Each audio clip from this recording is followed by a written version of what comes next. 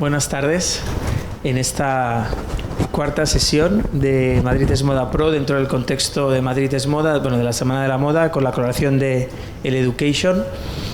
Como comentaba, para los que habéis estado desde esta mañana, lo siento que repita otra vez la misma historia, pero para aquellos que no estabais antes o los que se hayan conectado ahora mismo, Madrid es Moda Pro son unas charlas que se realizan para profesionales y estudiantes durante la Semana de la Moda, bajo el paraguas de Madrid es Moda, en colaboración con el Education.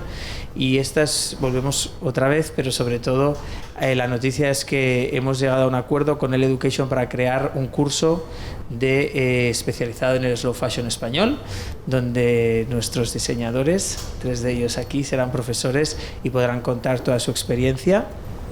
Y algunos de ellos visitaremos su atelier y trasladarán eso que es el slow fashion español. Vamos a presentaros aquí a nuestros 3 grandes diseñadores. Vamos a empezar, si os parece, por Leandro Cano, ¿sí? Aquí a la izquierda, Beatriz Peñalver y Miguel Becer de Mane Mane. Sí. Una de las cosas que yo quería hablar, porque hemos empezado esta mañana primero contando qué era este proyecto, luego hemos conectado con Juana Martín, que nos ha hablado, ¿no?, de las artesanías, de la importancia de las artesanías y del valor que tenían, por ejemplo, en París, ¿de acuerdo? Y cómo la marca estaba valorada, y sobre todo, y eso es una de las cosas que conectaremos con aquí nuestros 3 diseñadores, es cómo se valoraba esa cercanía, esa humildad, ¿no?, de las marcas españolas a la hora de hacer moda y de relacionarse.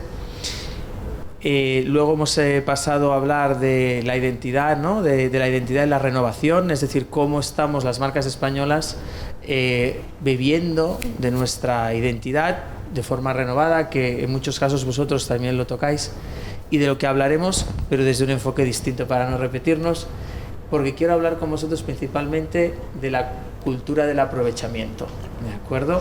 Y cómo vosotros 3 con vuestras marcas trabajáis la cultura del aprovechamiento, pero no solo quiero hablar desde el punto de vista de los materiales, sino de otros aspectos que os iré desgranando poco a poco. Gracias por estar aquí a los 3. Creo que sois un ejemplo clarísimo de marcas súper contemporáneas, aunque con mucha trayectoria ya, pero marcas muy contemporáneas que reflejan algo que es maravilloso, que es una visión contemporánea de su realidad, ¿no? Es decir, de su contexto cultural en diferentes ámbitos. Y esa es la pregunta que me gustaría lanzaros. Me gustaría empezar por la parte de la cultura del aprovechamiento, algo tan español, ¿no?, como es el aprovechar. Contadnos cómo lleváis de dónde nace esa necesidad, si es una necesidad, si es una creencia, si es una necesidad estructural de realidad, y cómo continuáis con ella. Quien quiera puede empezar. Beatriz. Ok. Bueno, buenas tardes a todos, gracias por invitarnos. Y en mi caso, por ejemplo, creo que es algo, y imagino que es común a muchísimos de mis compañeros, que nosotros cuando empezamos con nada. Entonces, yo creo que la cultura del aprovechamiento nace con nuestra firma, sobre todo también cuando hemos estudiado. Yo en mi caso no estudié moda, con lo cual no he vivido esto en la universidad, pero para el que haya estudiado, cuando uno es estudiante ya tienes que buscarte un poco la vida, tus recursos son mucho más escasos, y sobre todo porque no tienes la oportunidad a lo mejor de venta, de capitalizarte para poder ejecutar tus proyectos o colecciones. Entonces creo que ya va un poco intrínseco desde el principio, y luego porque realmente cuando trabajamos en moda estamos acostumbrados al exceso, ¿no? Que aquí, tenemos que desde el principio trabajamos mucho en parecer, en ser, en llegar a ser como, y para eso detrás hay muchísimos recursos que hay que emplear, y nosotros no los tenemos. Entonces yo creo que no es que es algo cultural, es una necesidad. Ahora, una vez que ya tienes una marca, una vez que ya te puedes permitir pues tener, no aprovechar tanto, ya depende de cada uno la decisión que tomemos de aprovechar o no. Yo en mi caso la tengo siempre muy presente, imagino que mis compañeros también. Pues me añado a lo que ha dicho mi compañera, y realmente cuando a nivel de materiales, a nivel de recursos, si entendemos como recursos aprovechamientos, yo creo que estamos en la misma tónica.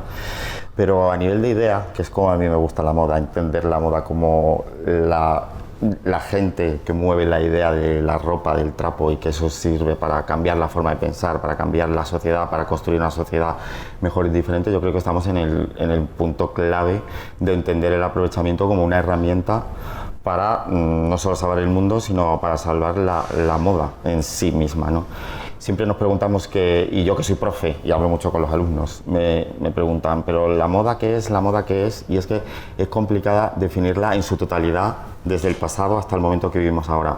Ahora la moda es un montón de cosas y es mitad industria, mitad ideas, ¿no? Y en ese sentido yo creo que el aprovechamiento juega en las dos partes, ¿no? En la parte de qué pasa con los recursos limitados, qué pasa con el desecho, el desperdicio, y a nivel de ideas también, qué pasa con aprovechar todo el bagaje de atrás, todo lo que has trabajado a nivel de ideas para recuperarlo. Así que en esas dos partes estoy que se diría.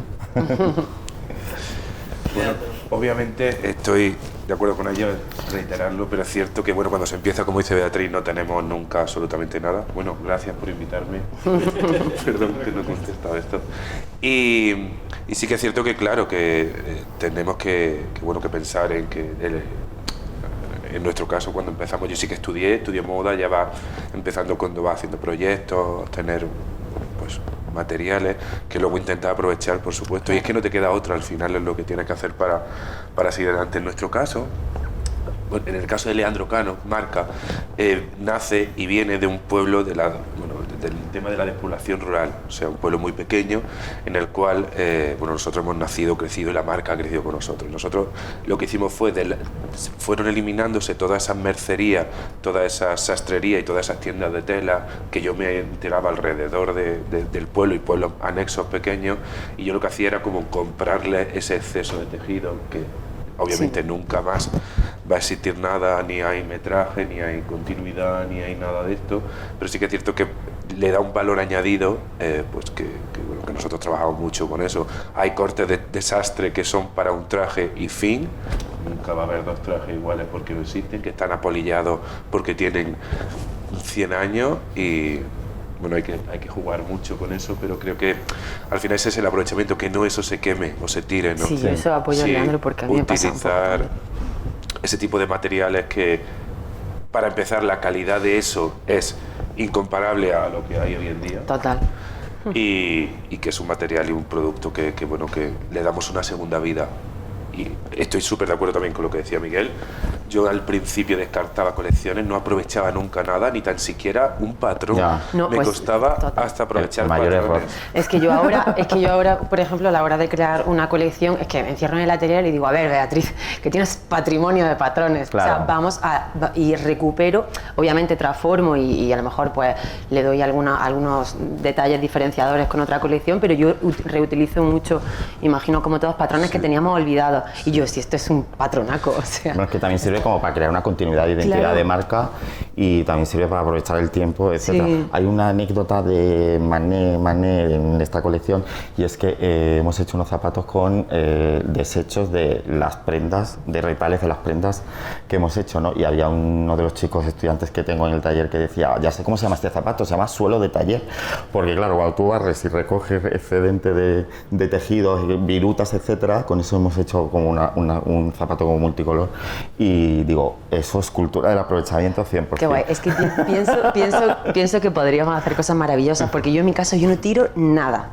porque siempre habrá un botón que forrar de alguna clienta que venga de hace 5 años y diga, es que se me ha caído, o me falta, o necesito, y nunca jamás tiro nada. Y es verdad que se encierran un montón de historias en nuestros excedentes. Sí. Me gustaría, acabamos de tener un momento maravilloso, por eso quiero pararos, porque han salido 3 grandes conceptos que no quiero que se me escapen y que nos pongamos a hablar y que quiero que realmente le pongamos la atención, ¿no?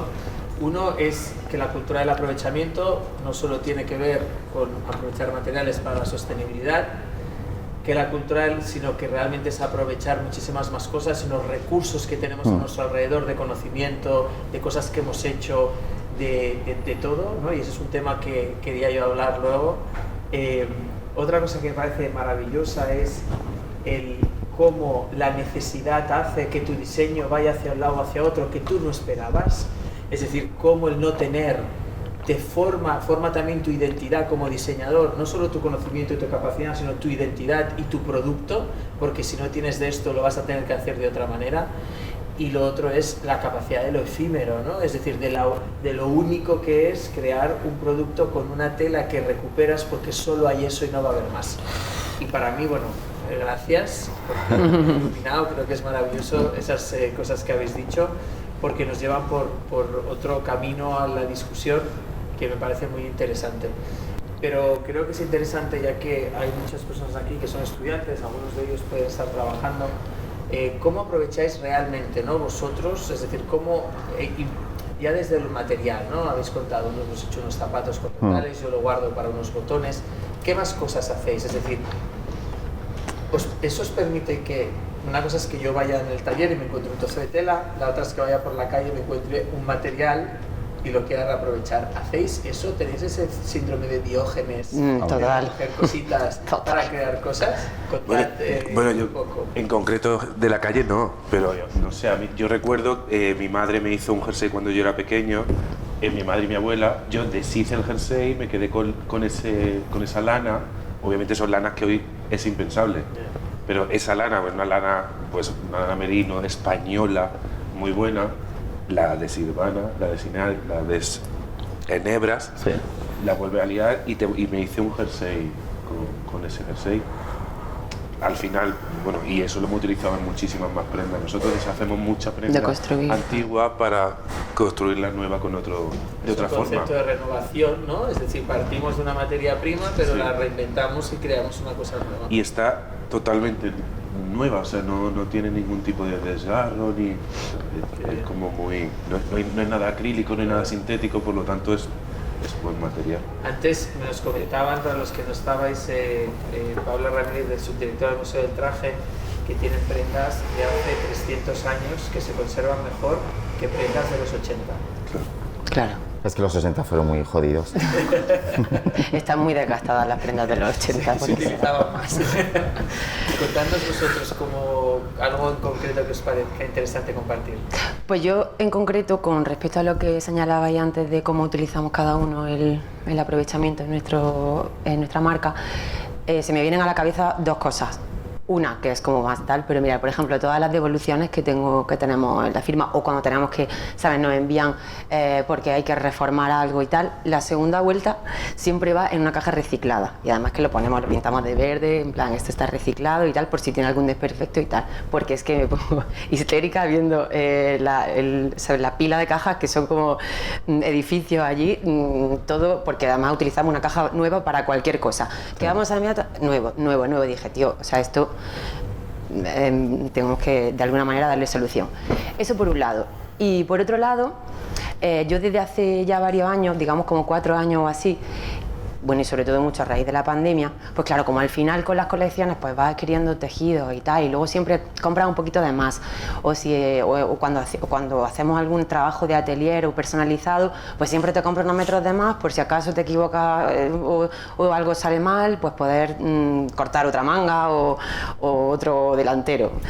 Entonces al final, a lo largo de los años, pues te encuentras de repente con un almacén de tejidos que verdaderamente pues ya no los puedes utilizar para una colección porque no te sale una serie y tal. Entonces yo desde hace, pues ya digo, como 4 años o así, todos los veranos suelo hacer una pop-up store en la ciudad donde yo vivo.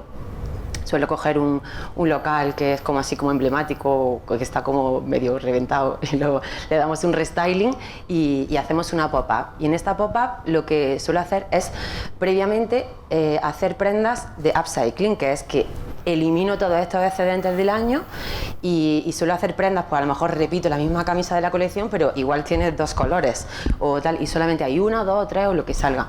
Y así de esa manera pues también le doy salida también podemos ser un poco más competitivos con el precio, porque ya no hemos tenido, consideramos en el escandallo que es tejido cero, o sea, precio cero, porque eso ya está repercutido en otros ejercicios, y así pues es una manera también de limpiar y de ofrecer a la gente pues la idea, que es pues reinterpretar a lo mejor un patrón con unos recursos pues que ya eran retales, que a lo mejor no tenían salida. Pues nada, esas son las dos cosas. Yo, bueno, un poco más o menos en esa línea, pero por encontrar algún detalle diferenciador a nivel creativo.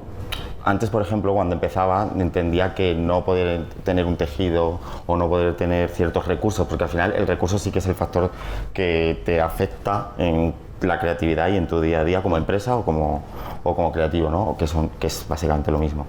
Pensaba que perdía la oportunidad, y ahora en ese perder la oportunidad encuentro una fórmula y una solución de diseño que me gusta y que tiene que ver con aprovechar los recursos que tenemos. Hay una idea también que me gusta siempre meter en todas las colecciones de Manet, que no sé si desvelar aquí para que me la pillen, que es aprovechar como una idea de tejido, de material que normalmente se entiende en el imaginario del individuo, de la persona, para otra cosa, utilizarlo en hacer una prenda de ropa. Descontextualizar. Sí, exactamente. Lo hemos hecho, por ejemplo, muchísimas veces con ropa de trabajo, sobre todo con mandiles de pescateros o de cortadores de carne. Lo hemos hecho con lo que en otra cultura significa otra cosa, o en otra cultura, en otro lugar, nosotros utilizarlo para hacer una prenda. Siempre me pasa que salen prendas muy gruesas y muy duras que se quedan de pie por ese punto de partida, que es utilizar mantas o utilizar otro tipo de cosas, y en ese sentido yo creo que a la vez se construye eso, una dinámica lineal que te va convirtiendo también en marca, o sea que en ese sentido bien. Así como en la sesión anterior comentábamos que hablábamos de identidad y renovación, y que es algo que tocáramos también con vosotros, pero sí que hay un concepto que ha salido al principio y que para mí es importante cuando hablamos de la cultura del aprovechamiento, y que probablemente es versus, ¿vale? La cultura del aprovechamiento es lo que yo denomino nuevismo, y que vosotros lo habéis dicho, de repente tienes una obsesión por siempre tengo que crear algo nuevo, ¿no? Ese concepto del nuevismo que nos lleva a crear cosas, ¿vale? Que o no son nuevas porque me las he copiado y ni me he enterado, que eso es grave, ¿vale? Porque eso ya no es copia, es ignorancia, no sé qué es peor. O me genera un estrés enorme, no solo a mí como diseñador, sino al consumidor, y esa necesidad constante. ¿Cómo os enfrentáis al nuevismo, ¿vale? O cómo veis el nuevismo y en un mundo en el que queremos recuperar cosas, pero que tenemos que estar constantemente enamorando o sorprendiendo? Tú has hablado de uno muy bueno, que es lo de Jersey. Cuéntame, el viejismo. Por ti, ¿cómo realmente te enfrentas al nuevismo? Bueno, yo creo que yo miro mucho al pasado para construir el futuro. Es como la base de la identidad de Leandro Cano. La artesanía, sin duda, es para mí mi nuevismo. Y en verdad es que debes, educativamente debes de dejarte llevar, ¿no? Al final por lo que te pide, y parar, ¿no? Sobre todo yo creo que es parar, pensar, repensar, o sea, y que la vorágine no te lleve para adelante, ¿no? Es más un concepto que una cosa hecha en sí, ¿no? O sea, no es nada tangible, sino algo como más volátil, más espiritual que algo más real. ¿Te obsesionas por siempre hacer cosas nuevas? Sí. ¿Para qué te voy a engañar? Lo que pasa que, a ver, yo estoy de acuerdo, a nivel creativo, sí. A nivel creativo te obsesionas por hacer cosas nuevas, pero yo me gustaría conocer la realidad de moda que veo y que digo, hostia, es totalmente nuevo, porque al final la moda da un paso atrás para coger carrerilla y llegar adelante, ¿no? Claro. Se me ocurren muchos creativos muy buenos que van escarbando en la cantera de las nuevas ideas y dices tú, wow, incluso que al principio te rechaza y dices, lo tengo que digerir, pero lenguaje nuevo es casi imposible que esté. Entonces yo creo que estamos en el sentido de que estamos obsesionados con lo nuevo, tenemos que ofrecerle a la gente lo nuevo, pero obviamente hay un paso atrás para entender. ¿Me entendéis lo que quiero decir? Sí, pero sí. Lo que dices más nuevo, yo creo que ese tema del concepto de nuevo, más que una falda es una falda. ¿Te refieres Claro. al consumir lo nuevo Me refiero en general. o a la idea nueva. No, al concepto, o sea, en general, ¿no? Es decir, de la misma manera que nosotros hablamos de la cultura del aprovechamiento de una manera en la cual vosotros lo habéis planteado de diferentes formas, estamos, yo en mi opinión, cerrando una etapa de la obsesión por lo nuevo, del nuevismo, para entrar en otra etapa. Sí. Pero que realmente todavía necesitamos sorprender, ¿no? La moda. Entonces, ¿cómo sorprendes sin entrar en esa vorágine constante de crear cosas nuevas? Yo creo que, perdona, la manera de sorprender, no hay que sorprender, hay que educar a la gente. O sea, para mí el punto es la educación, educar a la gente al consumo, educar a la gente a que las cosas valen porque lleva un tiempo detrás, y ahí cuando el consumidor no demande al diseñador esa cantidad de colecciones al año, nosotros espero que nos relajemos. Pero yo como consumidor, imagínate, de música en vez de moda, a pesar de que Rosalía tarde 4 años en sacar una idea nueva, quiero que esa idea me sorprenda. No sé si me entiendes lo que quiero decir. Pero a ti no te cuesta esperar 4 años, No me ¿verdad? cuesta. Puedo esperar desnudo 4 años a Rosalía. Claro. Entonces, yo creo que sí que es verdad que yo creo que sí que entramos, y yo como consumidor más que como creativo, sí que estoy en otra onda de no necesitar lo nuevo, a lo mejor necesitar lo bueno más que lo nuevo, a lo mejor necesitar lo que tiene detrás un cariño especial por alguna anécdota, alguna cosa, pero a nivel de, no sé cómo llamarlo, de conceptos, sí que quiero cosas nuevas, sí. La pregunta es difícil porque en realidad es que estoy pensando, ahora que digo, a ver, Eso es lo bueno. claro, a ver, a mí me estresa, la verdad es que, siendo sincero, me estresa que ya cuando ayer hicimos una presentación, me estresa, pero me gusta ese estrés también, he de decirlo, que ya hay que preparar algo nuevo, pero a lo mejor yo lo nuevo no lo entiendo solo como las piezas nuevas que voy a hacer, sino es como la idea que tiene que ser nueva. O sea, la idea, porque al final, cuando no...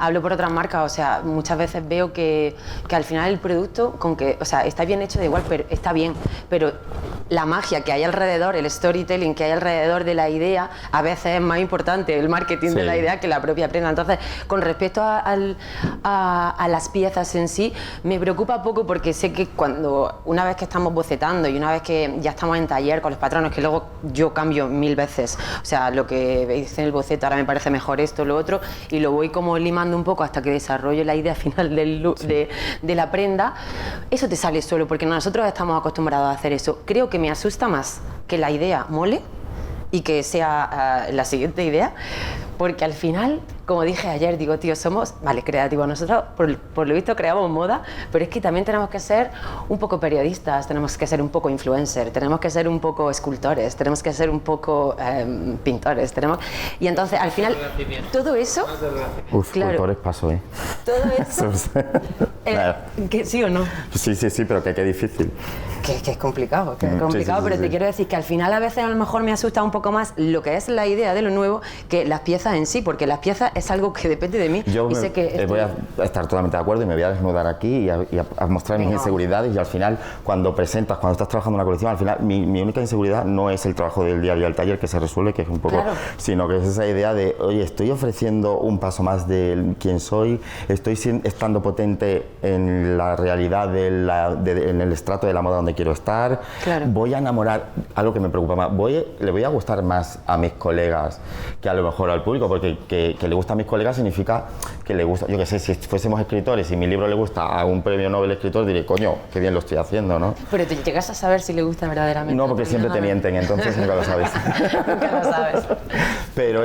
Pero a la vez eso te mantiene un poco en esa brecha del reprise, de esforzarte porque la premisa que es la idea sea potente, y eso a la vez también te pone, o por lo menos a mí. No, sí, ya lo he dicho antes, que en realidad ese estrés me gusta, pero por no decir que me pone. Es que es, ¿cómo sabes si le gusta o no le gusta a la gente? Como dicen de mí, claro. Nunca nadie dice que me ha parecido Claro, o sea, horroroso. a mí no me dicen eso tampoco, Nunca te ¿sabes? dice Pero nadie sé quién lo piensa. Pero tampoco puedes estar pensando hacerlo bien para... No, absolutamente no, claro que no. Lo hacemos. No, ya una vez que nos metemos ahí en el rollo y luego, bueno. O quien sea. Bueno, sí, yo creo que es un debate muy interesante que tocaremos, porque creo que es muy guay hablar de eso, ¿no? Bueno, creo que es muy interesante y si me permitís este pequeño breve sobre este tema que se aleja un poco de la cultura del aprovechamiento, pero es maravilloso que lo hayáis transmitido y es que muchas personas que están aquí son estudiantes y se enfrentan, ¿no?, cada día a esas inseguridades y que vosotros seáis tan honestos. Sí. Es decir, nosotros sí. también tenemos inseguridades, nosotros que ya Claro. tenemos una carrera, que tenemos éxito, Claro. es maravilloso, creo que es un compartir que da seguridad, ¿no? Es que, es que lo que le pasa a la moda es que es una realidad, una actividad, llámalo como quieras, que está pegada a la sociedad.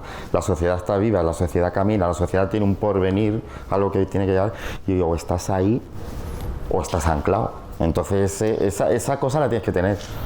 Yo, si me permitís un consejo a la gente, a los estudiantes y tal, porque quería decir una cosa antes, lo que pasa es que se me ha ido y ahora, como aprovechando esto, quería decir que si hay algo que a mí verdaderamente en el fondo me agobia, es ver tanta novedad, porque yo soy, pues como imagino que mis compañeros, estoy todo el día con las redes sociales, esto, lo otro, tal, y es como que me provoca como una ansiedad el hecho de decir, Dios mío, cuántas cosas, qué guay está esto, me encanta, pero ahora tengo que alejarme de ahí porque tal, o sea, yo estoy todo el rato como pensando en eso. Entonces, mi consejo es que al final, precisamente estoy aquí sentada al lado de dos creadores que tienen muchísima identidad particular cada uno, lo más importante es ser auténtico y ser uno mismo, no intentar imitar y huir de lo que ya está hecho, pero porque tú tienes algo nuevo que ofrecer y que tú tienes tu propia esencia, y si siempre que te pierdes un poco vuelves otra vez, balanza de equilibrio y vuelves a tu esencia, al final ahí no te equivocas.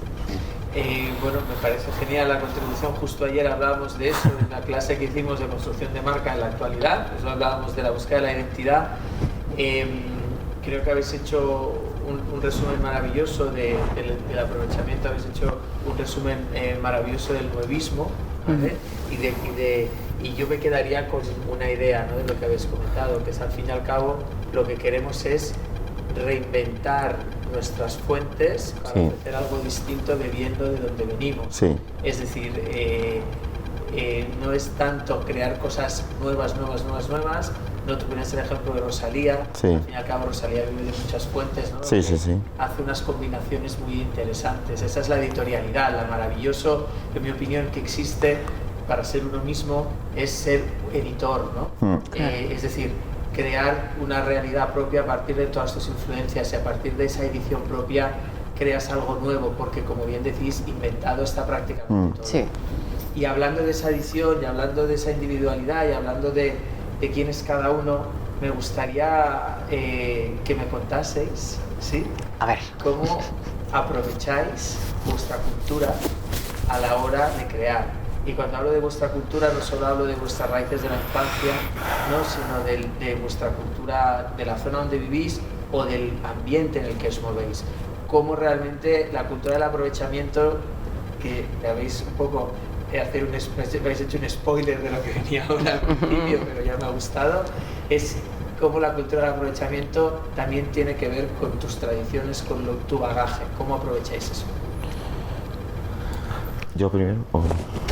Bueno, en mi caso hay una clave que es las raíces de donde yo soy, que yo soy del norte de Cáceres, también viviendo y conociendo el sur de Salamanca, donde hay tradicionalmente un folclore muy divertido, muy llamativo y con algunas técnicas muy concretas de confección, que no las voy a contar aquí, pero que mi trabajo básicamente, y lo cuento muchas veces y he sido capaz como de hilarlo en una frase a lo largo del tiempo, es hacer emocionante a los demás lo que yo conozco.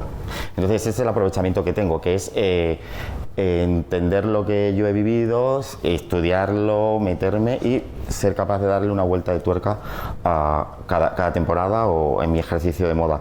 Y por darle un valor añadido más y un punto más es mi entorno, que es el entorno de un poco del underground, de la música, de...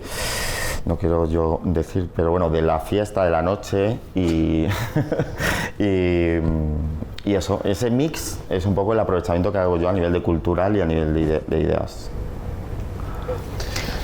Pues yo en mi caso es que, bueno, lo digo muchas veces, yo desde la infancia he sido bailarina y bailarina de danza española, entonces me siento muy muy influenciada, no solo porque vivo en Andalucía, por el tema del flamenco, por la música y por todo lo que engloba y lo que está alrededor, sino porque es que verdaderamente es algo que yo siento tanto, porque yo es que me siento delante de un escenario, a ver, y lloro, o sea, mi cuerpo tiene muchos estímulos, ¿no? Cuando estoy enfrente de un teatro o estoy viviendo algo relacionado con esto. Entonces, claro, como base, pues yo siempre intento un poco pues esos estímulos que recibe mi cuerpo cuando estoy viendo algo así, pues como dices, el hacer disfrutar a los demás de lo que tú sientes o lo que tú conoces, que a fin de cuentas yo no voy a contar nada nuevo del flamenco a nadie, porque todos somos españoles y esto es España, pero bueno, desde mi lugar, que yo además trabajo desde mi ciudad, que está en el sur de España, que está muy lejos de Madrid, que incluso no vivo en una ciudad grande, intento siempre, pues de cada cosa que veo allí también, pues he trabajado con artesanos de la zona, trabajo con muchas confeccionistas y modistas de ahí, me gustan mucho los acabados artesanales, pero porque sé que lo hace Paquita, sé que lo hace Pepita, entonces al final pues voy un poco, me parece tan especial que al final pues voy un poco buscando eso y bueno, el color, porque o sea, creo que el color en mi firma es muy importante, pero porque lo considero como, o sea, es luz para mí y vivo pues en el sur de España, que al final, pues, ¿qué voy a decir?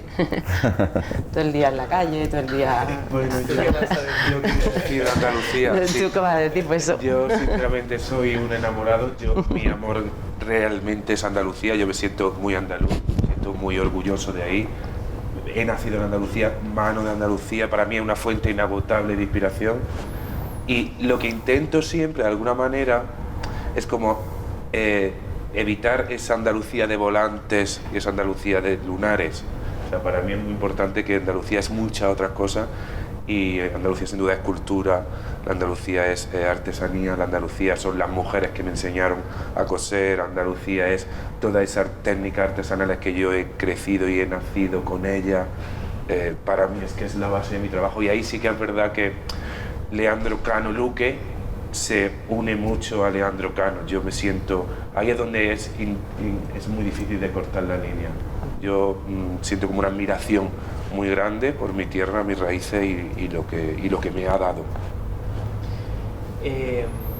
Bueno, yo la verdad es que es uno de los objetivos que hemos, que está sin palabras, ¿no? Porque uno de los objetivos que hemos tenido durante todas estas charlas, no solo estas, sino incluso anteriores a las preguntas que os hacemos, es que los mismos diseñadores del mismo sector nos ayuden a definir qué es eso que nos hace especiales en el mundo, ¿no? Sí. Para poder llevarlo, ¿no? Comunicarlo, pero porque también hablándolo tomamos conciencia y lo implementamos cada vez más en nuestros diseños, en nuestra vida, nos sentimos más orgullosos, no nos escondemos y eso hace que esa identidad surja, ¿no? Y no sé si estaréis de acuerdo conmigo, los que estabais antes aquí, pero hay algo que me cuesta ver en otras culturas y es esa emocionalidad, ¿de acuerdo? Y ese vínculo tan humano de esa raíz, ¿vale? Hablo de culturas europeas, sí. Con lo nuestro, ¿no? Con lo propio, ese orgullo, ese localismo que a muchos países les cuesta entender. ¿Cómo podemos tener tantas banderas por región? ¿Cómo podemos hacer paella? Yo recuerdo una vez unos ingleses que me decían, discutíamos sobre cómo se hacía paella, ¿no? Y unos ingleses decían, pero la paella no es paella. Y entonces, no, porque cada uno en su región la hace distinta. Yo creo que eso nos hace maravillosos, no solo allí, o sea, no solo en el tema de la gastronomía, sino en el tema de la moda y en el tema de las personas. Si os parece, ¿vale? Y no tenéis nada más que comentar, abrimos, ¿vale? A que nos cuenten, o sea, nos pregunten o incluso participen en dar su opinión. ¿Alguna pregunta o contribución que sería bueno? Venga, adelante. Pero lo digo así. Sí, mira, Un micrófono. Si no, no. Aquí cantamos todos.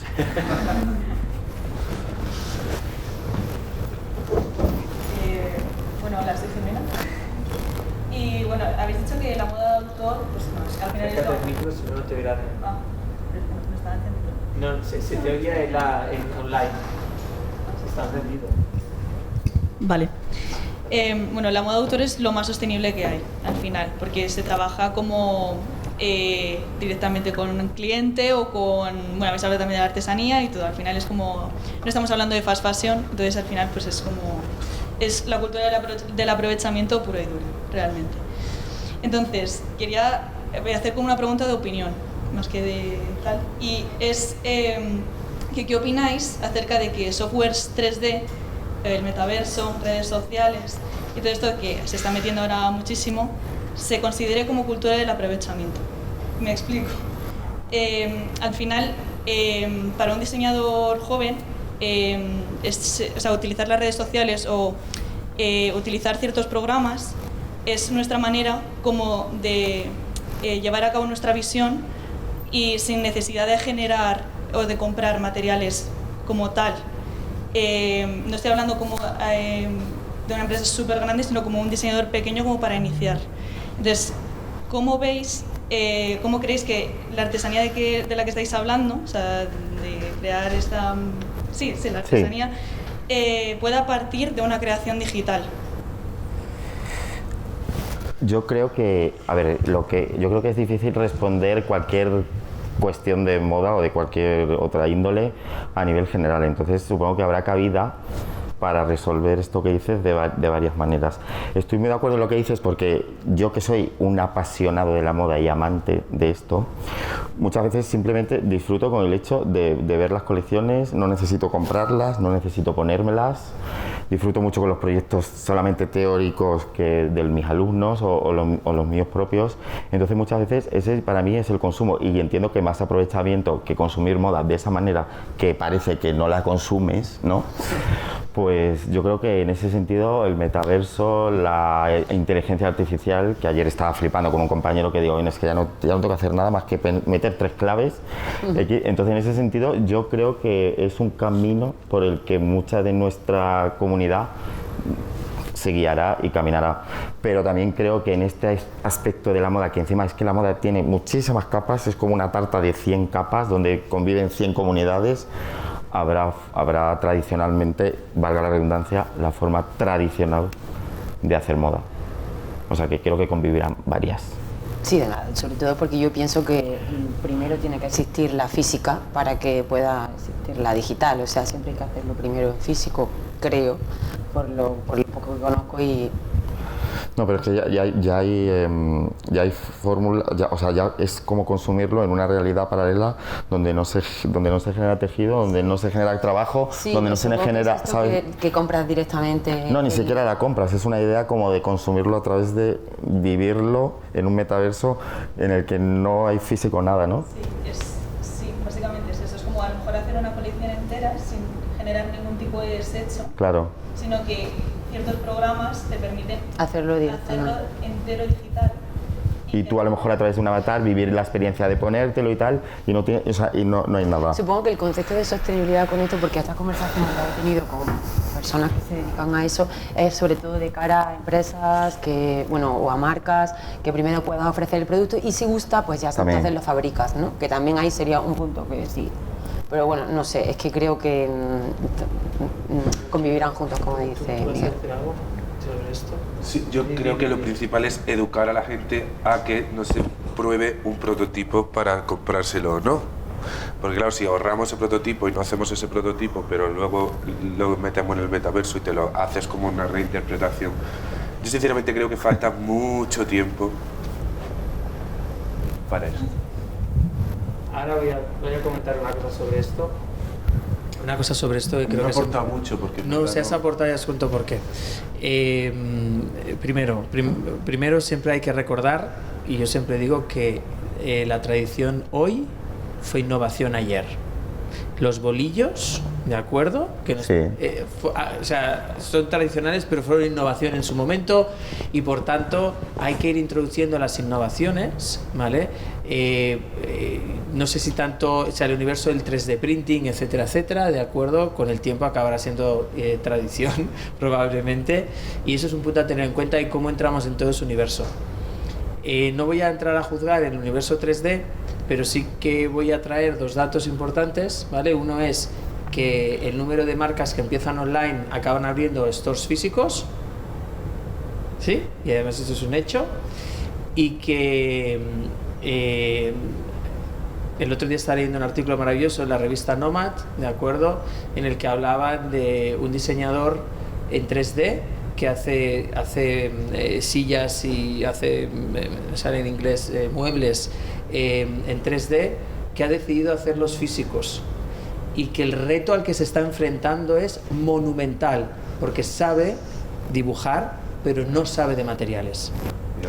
¿Puedo decir algo? Y entonces creo que esa parte es muy interesante, como también el mundo 3D está queriendo, ¿vale?, expertos en 3D que están vendiendo sillas por valor de 400.000 euros en este caso, online, ¿no?, están queriendo entrar en el mundo físico. Yo creo que ahí hay algo muy interesante a tener en cuenta. Claro. Es que al final, total, un poco, otra vez, apuntando lo que decía Miguel, al final es importante siempre, mira, ya te lo digo yo como marca, ¿vale?, que hacemos, o sea, estamos muy focalizados en la digitalización, pero al final es que siempre hay que hacer, por lo menos nosotros tenemos que hacer cosas online y cosas offline, porque al final bajar al consumidor, no olvidemos que la experiencia de compra al final pues es importante, y es importante el tacto, es importante tocar, es importante probar, eso por lo menos creo, y me costaría pensar que esto se pierda en el futuro, porque igual que ahora hay mucha campaña con el comercio local, o sea, que todo, al final siempre estaremos ahí, supongo. Pero si vamos hacia, no sé si todo el mundo, pero si vamos hacia un mundo totalmente digital, donde la gente va a vivir una vida digital, no real. Pues nada. Hay cabida en la moda digital. Oye, total. Pues se lo pierde, eso que sé. Yo comparto lo que decís, realmente. Era simplemente saber la opinión. Pero también para tener una tienda física necesitas un montonazo de medios, Sí. como es el dinero. Sí. Al final un software 3D o un software tal son 25 euros al mes, que es muchísimo más asequible que a lo mejor pagar una tienda física. Pero como estudiante soy emprendedor. eso ya está sucediendo, porque mi marca, por ejemplo, es una marca que subsiste del universo digital a nivel de web, que es un poco el primer paso que dimos nosotros, que pasamos de lo físico a lo digital. Que ¿hacia dónde evolucionaremos? Pues es que mi mente ni siquiera da hasta dónde, así que estoy seguro que sí. Me gustaría dar paso a la pregunta y solo comentar una cosa que no sé si me oyen, y es que tengo una teoría, que es que lo físico será el lujo del futuro y el mainstream será lo digital. Mi teoría es que la gente que compre lujo será físico y el digital se quedará en el mainstream, por lo que tú dices, porque es entonces, más asequible tener una vida de lujo digital. Está temblando el tío. Eso es una teoría. Puede ser.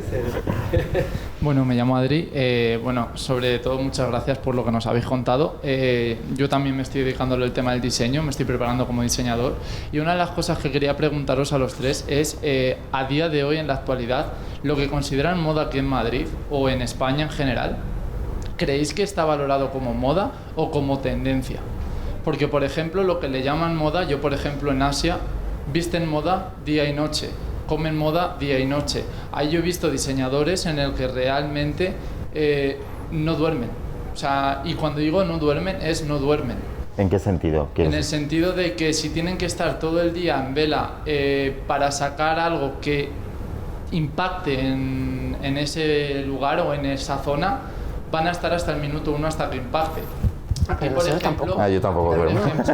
Aquí, por ejemplo, yo, obviamente, para mí, muchas veces cuando alguien viste algo y yo qué sé, se rasga un pantalón, dice, esto es moda. No porque te rasgues un pantalón ya es moda. Moda es la historia que tú cuentas a través de lo que tú creas. Eso para mí es moda. Lo que tú haces como representación, por ejemplo, ella decía que tenía una historia en la cual basa en donde ella viene. Él tiene una historia en cual basa a lo que ha dicho ella, por ejemplo, del tema de lo del futurismo y todo eso. Yo pienso en esas cosas, por ejemplo, que ahora mismo no estamos capacitados para llevarlo a pagar tanta cantidad, en este caso Bitcoin, que es con lo que funciona, porque yo sí he podido ver un poco el metaverso, ya que tengo gente trabajando con el metaverso, y la verdad es que es algo curioso, pero pienso que a día de hoy primero tenemos que formarnos en la parte de la actualidad, de lo que se puede captar. Sí.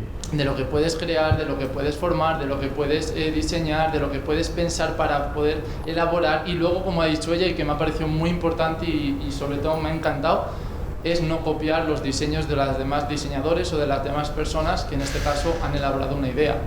Entonces yo lo que os quería preguntar es eso, a día de hoy, en la actualidad, ¿veis que es moda, es tendencia o simplemente es algo que lo consideran como tal? Hay mucha tendencia. Hay mucha tendencia, y moda hay poca, creo. Yo me repito un poco lo que he dicho antes, y es que hay que entender la moda en el contexto que vivimos ahora. Tenemos la idea romántica de los 80, 90, Versace, etcétera, ese nicho raruno de gente muy especial, casi gente apartada, que empezó a entender en París, etcétera, como la moda como una realidad, pues eso, muy especial, casi inasequible, pero ahora la moda es una cosa muy general, asequible para todo el mundo. Entonces has planteado muchos conceptos dentro de la pregunta. ¿La moda y la tendencia son lo mismo? Pues yo quiero creer que no. Vivimos un frenético ritmo de superinformación y con el fast fashion, en el que este ejercicio que antes hacía en 6 meses ahora se hace rapidísimamente. Parece que el fast fashion se está adecuando a la moda de autor, pero realmente es al revés, la moda de autor se está adecuando a la forma de trabajar del fast fashion. Pues sí, en el ámbito actual que vivimos, yo creo que la moda es mainstream, porque el low cost y la superinformación ha hecho que esas ideas que se veían elevadas o que se veían inasequibles o que se veían como lujo, que se veían especiales, para quitarle toda la capa peyorativa de lo que significa el lujo, etcétera, especiales, ahora ya no existen. Entonces, yo creo que está sucediendo eso. Y como la moda es social, nos tenemos que ir caminando día a día para entenderla día a día, sin entenderla desde el punto de vista de los 90 y sin entenderla dentro de 10 años desde el punto de vista de hoy. Yo discrepo. Discrepa. Porque yo, como creador de moda, tengo la obligación y la obsesión de crear, no de sumarme a una tendencia. Es mi obsesión. No sé si al final, porque te rodea todas las imágenes que te están contaminando 24 horas al día. Pero no estás diciendo nada contra lo que he dicho yo. Bueno.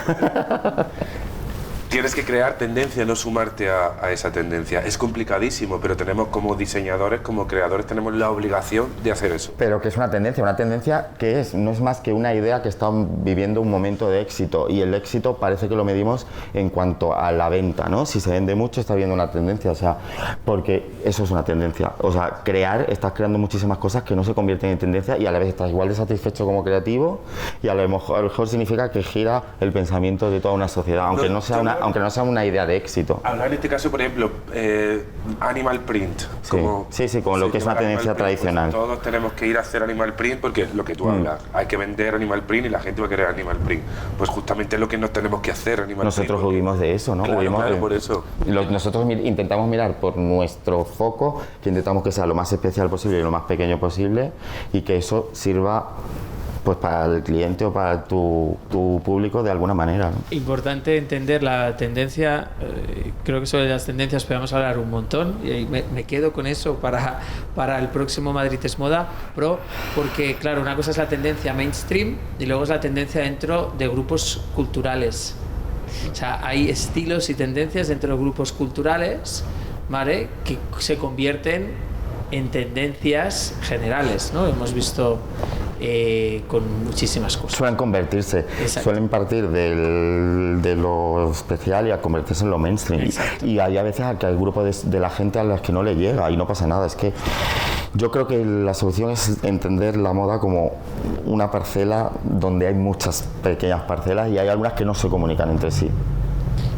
Bueno, pues si no queréis añadir nada más, creo que concluimos, porque ya nos están esperando para el próximo panel. Muchísimas gracias de nuevo a todos, a vosotros principalmente, por la conversación, el debate tan interesante y por haberme sacado del carril. Que me ha encantado, la verdad, con varias aportaciones maravillosas y con ideas para las próximas charlas. Y gracias a vosotros, como siempre, por estar aquí, y los que están en el otro lado de la cámara. Gracias.